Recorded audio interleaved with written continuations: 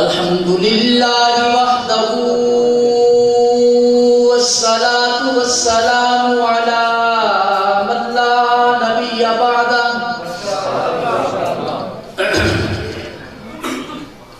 قال اللہ تبارک وتعالی فی القرآن المجید والفرقان الحمید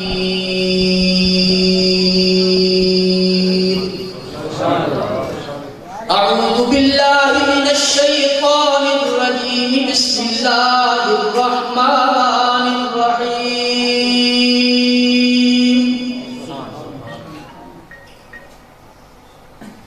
محمد رسول اللہ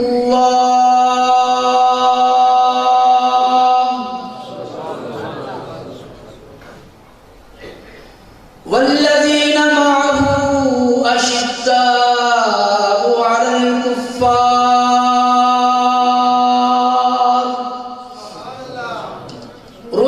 رحماء بينهم تراهم ركعا سجدا يبتغون فضلا من الله ورضوانا سيماهم في وجوههم من أثر السجود ذلك مثلهم في التوراة ومثلهم في الإنجيل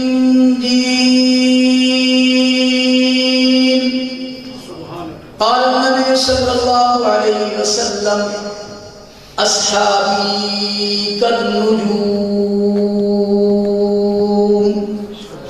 بأيهم اقتديتم اهتديتم إن الله وملائكته يصلون على النبي يا أيها الذين آمنوا صلوا عليه وسلموا تسليما اللهم صل على سيدنا ومولانا محمد وعلى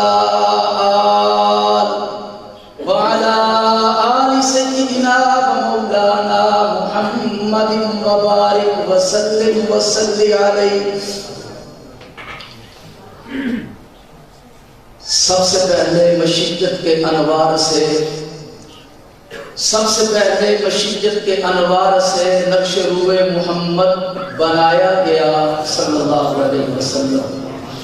پھر اسی نفس سے مانگ کر روشنی بس میں کون و مکان کو سجایا گیا. میں تو فقط ایک خاک ہوں مگر محمد صلی اللہ علیہ وسلم سے ہے نسبت میری. یہ وہ رشتہ ہے جو میری اوقات بدل دیتا ہے. یا رب صلی وسلم دائما ابدا علی حبیبک خیر الخلق کلہم. اہلیان وصحابہ والا کو بہت بڑی مبارک. جناب حضرت مولانا مفتی محمد اکبر صاحب کا وجود آپ کے لیے ایک بہت بڑی اللہ کی طرف سے نعمت ہے. اہل علم کی نسبت جو کام علماء کے کرنے کا ہے وہ علماء کو کرنا چاہیے، جو کام آپ کو کرنے کا ہے وہ آپ کو کرنا چاہیے. جو علماء کا کام ہے اکثر و بیشتر دوستوں اور احباب کے ذریعے معلوم ہوتا رہتا ہے، اور جو کام آپ کے کرنے کا ہے میں سمجھتا ہوں مجھے مفتی اکبر صاحب کو یا کسی اور دوست کو تعمیری یا انتظامی امور میں اخراجات کے لیے مائک پر آ کر یا آپ حضرات سے اپیل کی ضرورت نہیں ہے. آپ حضرات کو خود بخود اس حد تک اس معاملے کو سمجھنا چاہیے اور اس ضرورت کو پورا کرنا چاہیے. مسجد قباء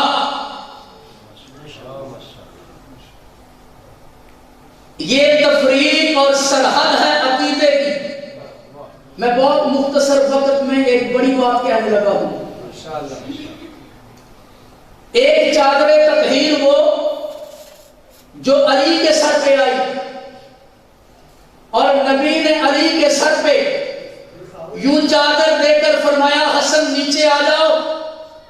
حسین آپ بھی نیچے آ جاؤ، بیٹی فاطمہ آپ بھی نیچے آ جاؤ۔ میں بہت تھوڑے وقت میں، کیونکہ یہ میرا اپنا جلسہ ہے اور میں چاہوں گا کہ میں اپنی ترتیب کے مطابق صرف اتنا وقت جتنا ایک ثنا خان کو ملتا ہے یا جتنا ایک نقیب لیتا ہے، بس میں ایک دو ضروری باتیں کہنا چاہتا ہوں، وہ بھی اس لیے کہ خرم شہزاد صاحب نے بھی، ناصر نفیس صاحب نے بھی کچھ کلام ایسا پڑھا، میں اس میں حصہ ڈالنا چاہتا ہوں بس۔ مسجد قباء عقیدت اور عقیدے کی اگر بنیاد سمجھیں تو ایک چادر وہ جو چادر تطہیر کہلائی، نبی نے علی کے سر پہ دی، اپنے سر پہ لی، اہل بیت کہ افراد خاندان کے لوگ یہاں موجود ہیں۔ ایک چادر تطہیر وہ جو نبی نے علی کے سر پہ دی، علی نیچے آ جاؤ، فاطمہ آپ بھی آ جائیے، حسن آپ بھی آ جائیے، حسین آپ بھی آ جائیے۔ پھر میرے نبی نے دامن نبوت پھیلا کر کہا اللہم ہؤلاء اہل بیتی، اللہ یہ میرے اہل بیت ہے اور وہ چادر پاک ہے جو علی کے سر پہ آئی۔ ہمارا عقیدہ، ہماری عقیدت، ہمارا نظریہ، ہمارا مسلک یہ ہے کہ وہ چادر جو نبی نے علی کے سر پہ دی وہ چادر بھی پاک ہے، لیکن یہی چادر پہ آ کر نہیں رکنا۔ ایک چادر وہ ہے جو قباء کے مقام پر میرے نبی نے، ایک چادر وہ جو میرے نبی نے علی کے سر پہ دی، اور ایک چادر وہ جو نبی کے سر پہ آئی، ایک چادر وہ جو علی کے سر پہ آئی۔ جو چادر علی کے سر پہ آئی وہ چادر بھی پاک ہے، اور جو چادر نبی کے سر پہ آئی وہ چادر بھی پاک ہے۔ اور ظلم یہ ہے، بات ادھوری کی جاتی ہے، پوری نہیں کی جاتی۔ اب تو گھروں میں، خاندانوں میں رافضیت شامل ہو گئی۔ ہم ادھورا عقیدہ نہیں رکھتے، پورا عقیدہ رکھتے ہیں۔ ادھوری بات نہیں، پوری بات کہتے ہیں۔ میرے دوستو، یہ عقیدے اور عقیدت کی بات ہے۔ میں عرض کر رہا تھا اس چادر کو بھی سلام جو علی کے سر پہ آئی اور پاک کہلائی، اور اس چادر کا بھی انکار نہیں کرنے دیں گے جو نبی کے سر پہ آئی اور پاک کہلائی۔ یہ قباء کا مقام ہے۔ مسجد قباء والو، مسئلہ یاد رکھنا، ابھی اصحاب محمد کا تذکرہ ہو رہا تھا، ابھی 4 یاروں کا ذکر ہو رہا تھا۔ میں پھر ایک جملہ کہنا چاہتا ہوں، چونکہ میری گفتگو کا زیادہ تر حصہ عقیدے کے اعتبار سے ہوتا ہے، اور مسئلہ یاد رکھیں، اگر عقیدہ درست ہوگا تو اعمال قابل قبول ہوں گے۔ اگر عقیدہ درست نہیں، عقیدے میں ضعف آ گیا تو عمل کسی کام کے نہیں ہے۔ عقیدہ بنیاد ہے، اور ہم وہ لوگ ہیں، ابھی یہاں پہ نعرہ لگا، میں نے عرض کیا کہ ہم وہ لوگ ہیں جو اللہ کی وحدانیت، نبی کی نبوت اور رسالت، اصحاب محمد کی خلافت کے قائل ہیں۔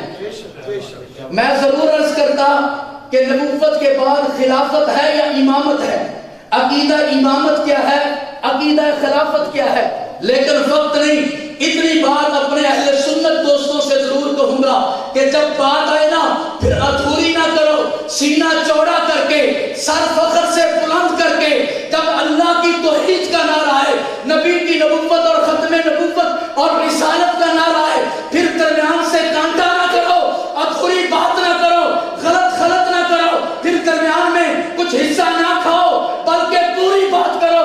جب نعرہ رسالت آئے محمد الرسول اللہ کہو، جب نعرہ رسالت آئے نبی سے عقیدت کا اظہار کرو، پھر رسالت کے بعد پھر صداقت کو نہ نکالو، رسالت کے بعد پھر عدالت کو نہ نکالو، رسالت کے بعد پھر حیاء عثمان کا انکار نہ کرو۔ اس لیے میں کہتا ہوں جب بھی رسالت کا بات آئے تو پھر ضروری ہے صداقت صدیق اکبر کا نعرہ ہونا چاہیے۔ ہم اہل سنت ہیں، ہم رافضی نہیں، ہم اہل سنت ہیں، ہم خارجی نہیں۔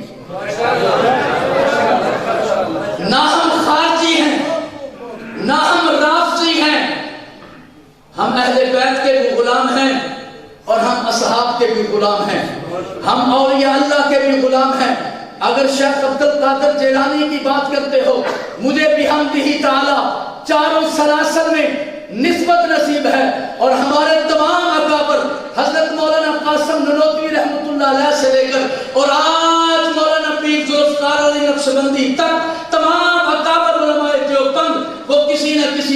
سے وابستہ ہیں اور چاروں سلاسل میں انہیں اللہ نے خلافتیں عطا فرمائی ہیں. میں چاروں سلسلوں سے مجاز ہوں، چاروں سلسلوں سے.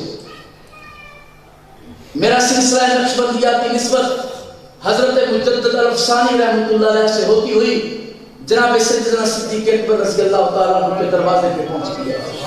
میری قادریہ سلسلہ، میری چشتی اور قادری نسبت حضرت بابا فرید الدین گنج شکر رحمۃ اللہ علیہ سے ہوتے ہوئے حضرت شیخ عبد القادر جیلانی، شیخ عبد القادر جیلانی سے علی پاک کے دروازے پہ، علی سے نبی کے دروازے پہ جاتی ہے. میں ایک ایک نسبت کا ذکر کرتا، لیکن میں انتہائی مختصر میں کہتا ہوں اپنی نسبتوں پہ غور کریں. اللہ نے میرے نبی کے اصحاب کو، چاروں اصحاب کو، چاروں خلفاء کو اللہ نے وہ نسبتیں عطا فرمائی ہیں. پھر اس نسبت کو اللہ نے ایک جگہ پہ جمع کیا. توجہ کرنا، نسبی نسبت کو بھی اور علمی روحانی نسبت کو بھی بہت مختصر آپ کی پوری توجہ چاہوں گا. ماسٹر صفدر صاحب اگر تشریف فرما ہے تو متوجہ ہوں، ایک بات کہنا چاہتا ہوں، دل کی تختی پہ لکھ لینا. نبی کا ہر عمل سنت نہیں، نبی کا ہر عمل سنت نہیں. نبی کا وہ عمل سنت ہے جو نبی نے کیا، صحابہ نے لیا، امت کو دیا. نبی نے کیا، صحابہ سے لیا، صحابہ نے لیا، امت کو دیا وہ سنت. نبی نے کیا، صحابہ نے نہیں کیا، وہ سرکار کی خصوصیت. میں اگر اس پہ مثالیں عرض کروں بات لمبی ہو جائے گی. اللہ کے نبی سوئے، اٹھے، وضو نہیں کیا، آپ نے نماز پڑھی. اگر کوئی آج کہے گی میں تو حدیث دیکھی ہے اللہ کے نبی سوئے تھے، اٹھے، وضو نہیں کیا، میں بھی ایسے کروں گا، کر سکتا ہے؟ نہیں. عمل نبی نے کیا، صحابہ نے نہیں کیا، امت کو نہیں دیا، وہ سرکار کی خصوصیت. توجہ، عمل نبی نے نہیں کیا، صحابہ نے کیا. نبی نے نہیں کیا، صحابہ نے کیا، وہ بھی سنت. وہ مسئلہ تراویح ہو، مسئلہ طلاق ہو، میں ایک ایک مسئلے کو کھولوں تو آپ کو سمجھ آ جائے گی. تو عمل صحابہ ہمارے لیے سنت کا معیار ہے. بات دور نہ نکل جائے، بس میں اپنی گفتگو کو کلوز کرتا ہوں، یہ باتیں ہوتی رہیں گی. بس آخری بات کہ یہ نسبت میں بڑی عجیب چیز ہے.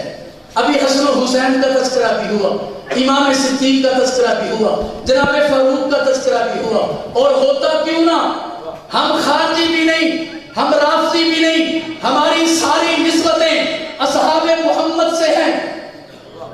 ہماری ساری نسبتیں اصحاب محمد سے ہیں، جنہوں نے نبی سے دین کو لیا اور چمکا کر امت کو دیا. پھر ایک وقت آیا میرے اور آپ کے رب نے ان نسبتوں کو پھر اکٹھا کیا.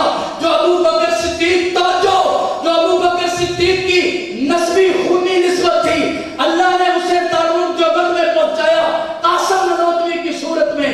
ہاں، جو فاروق اعظم کی نسبی خونی نسبت تھی، اللہ نے اسے دارالعلوم دیوبند میں پہنچایا مولانا اشرف علی تھانوی کی صورت میں. جو حضرت عثمان غنی کی نسبی نسبت تھی، اسے اللہ نے دارالعلوم دیوبند میں پہنچایا. حضرت مولانا مرتضیٰ عثمانی کی صورت میں، غلام مرتضیٰ عثمانی کی صورت میں، مولانا مفتی محمد شفیع عثمانی کی صورت میں، جو حضرت علی المرتضیٰ کی خونی نسبت تھی، اسے اللہ نے دارالعلوم دیوبند میں پہنچایا. مولانا مرتضیٰ حسن چاندپوری کی صورت میں، انور شاہ کشمیری کی صورت میں، اسد علی شاہ کی صورت میں، انور شاہ کشمیری کی صورت میں. ہاں، حضرت حسنین کریمین نجیب الطرفین سید ہے، ان کی نسبت کو، خون حسین کو دارالعلوم دیوبند کے مسند حدیث پہ پہنچایا. میری مراد شیخ العرب والعجم مولانا حسین احمد مدنی ہے.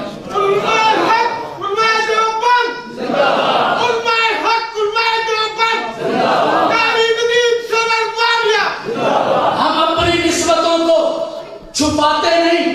خدا کی قسم اسی موضوع کو لے کر چلوں تو میں عرض کروں گا، ہمارے جو اکابر گزر گئے اس دور میں خلفائے اربعہ کی نسبتوں کے امین کون کون سے، پھر میں انہیں بتاتا.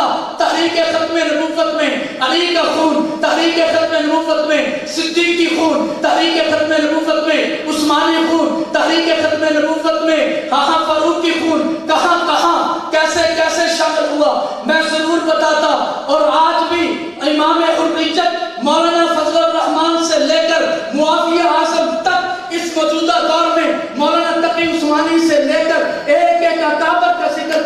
بتاتا کون صدیقی ہے، کون فاروقی ہے، کون عثمانی ہے اور کون حیدر کرار کا میرے دوستو خون ہے۔ بس آخری لفظ کہتا ہوں، آخری لفظ کہتا ہوں میرے دوستو، ہم ہر دور میں کیسے تیراک رہے، پوچھو ساحل والوں سے، الجھے جو موجوں سے، رخ پھیر دیا طوفانوں کا، وآخر دعوانا الحمدللہ رب العالمین۔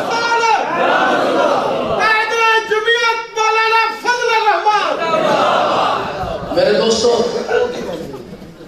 جب نعرہ لگے شرمانا نہیں چاہیے، کیا نہیں کرنا چاہیے؟ اختلاف نہیں، نعرہ لگا، توجہ، نعرہ لگانے والا نعرہ لگاتا ہے کہ نعرہ تکبیر بڑائی کے شان کون ہے؟ جواب ہوتا ہے اللہ۔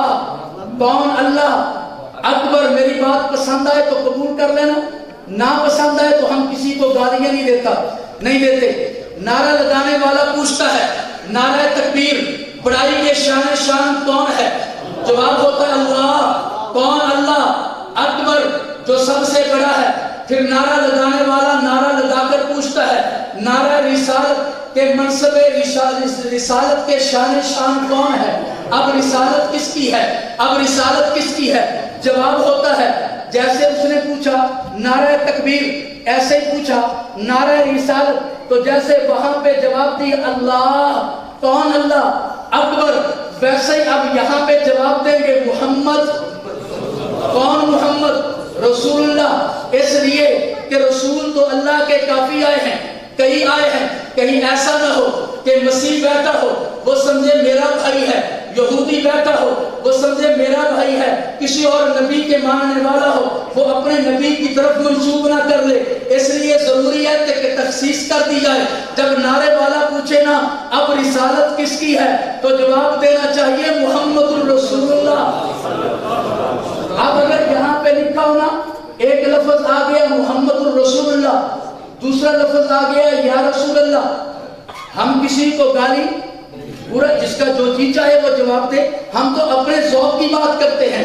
جب دونوں لفظ آ جائیں، لفظ محمد اور لفظ یا رسول اللہ تو دونوں کے ساتھ ہے، اب جو جی چاہے وہ کہہ دو، جس نام سے پیار ہے وہ زبان سے کہہ دو۔ تو جب نعرہ لگانے والا نعرہ لگائے نا نعرہ رسالت تو جواب کیا دینا چاہیے؟ بولو بولو بولو بولو۔ یہ جو تماشے کرنے والے مداری آتے ہیں نا وہ ڈگڈگی بجا کر تم سے پیسہ بھی لیتے ہیں، عقیدہ بھی برباد کرتے ہیں، وہ تم سے وہ نعرے لگاتے ہیں، وہ نمبر بھی تبدیل کرتے ہیں، جو چوتھے نمبر پہ نا اسے پہلے نمبر پہ لے آتے ہیں، عقیدہ برباد کرتے ہیں۔ اس لیے میرے دوستو بہت ضروری ہے عقیدت کے ساتھ ساتھ عقیدے کا ہونا۔ تکبیر کا نعرہ ہے، پھر رسالت کا ہے، جب رسالت کا ہے پھر صداقت کا ہے۔ میں نہیں کہتا، رب کے قرآن نے بھی یہ فیصلہ کیا اور میرے نبی نے جب دنیا سے جنت کی طرف جا رہے تھے 8 ربیع الاول میرے نبی ممبر پہ بیٹھے ہیں اور اسی آیت کی تلاوت کی فَأُولَٰئِكَ مَعَ الَّذِينَ أَنْعَمَ اللَّهُ عَلَيْهِمْ مِنَ النَّبِيِّينَ وَالصِّدِّيقِينَ وَالشُّهَدَاءِ وَالصَّالِحِينَ۔ تو صدیق سے مراد ابو بکر صدیق ہیں، شہداء سے مراد باقی بھی ہیں، لیکن فاروق اعظم عثمان غنی ہیں، علی المرتضیٰ ہیں۔ ہم تو سب کے غلام ہیں، ہم تو سب کے غلام ہیں۔ تو پھر ادھورا نہیں، پورا ہونا چاہیے۔ تکبیر کے بعد رسالت ہے، رسالت کے بعد صداقت ہے، صداقت کے ساتھ عدالت ہے، عدالت کے ساتھ حیا ہے، شجاعت ہے، سخاوت ہے، شہادت ہے۔ پھر آپ سب کے ساتھ عقیدتوں کا اظہار کیجئے۔ پھر آخر میں کہتا ہوں فنا فی اللہ کی تہ میں بقا کا راز مصبر ہے، جسے مرنا نہیں آتا اسے جینا نہیں آتا۔ وآخر دعوانا الحمدللہ۔